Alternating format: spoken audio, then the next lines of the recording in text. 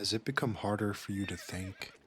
Not in a fully brain fog way, of course, but are you able to focus on one thing for an extended period of time and have it keep all of your attention? If you can answer yes, I would hope that is true for you. Nowadays, folks are engaging themselves with multiple sources of pleasure at the swipe of a finger. A cell phone is all someone needs for access to just about anything in a moment. Phenomena emerging from this, known as doom scrolling, is a glaring consequence of a lack of control, a lack of attention.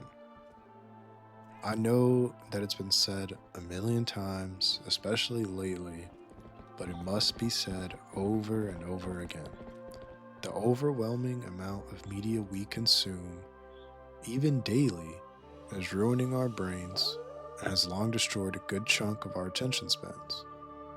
How many of you can say that you still read? Reading has been lost to some of you for a long time. Maybe the furthest you'd go is take up a comic or a webtoon or a manga, if even that.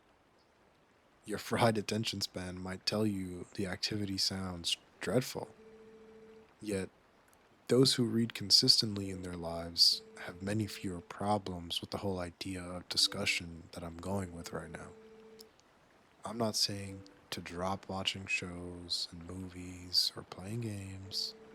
I'm not exactly saying just go read and that's your answer either. Reading is one of the ways to keep your attention span from melting into goo when you're scrolling on shorts, TikTok, or Reels, and it's one of the more beneficial ones at the same time.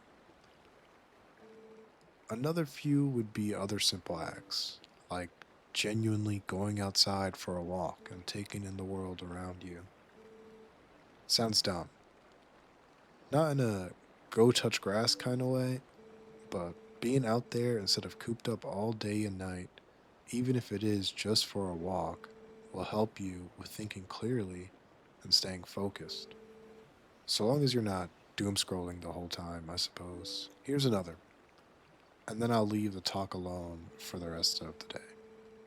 Each day, we each have a lot of things to think about, and those thoughts usually dictate how we feel. We leave those thoughts lingering in our minds and in our hearts, lest we find someone to share those thoughts with. Sometimes there is no one to share anything with, and the only way to get those thoughts out is to write them down. Keeping a journal is a wonderful way to get more connected with yourself in an intimate way.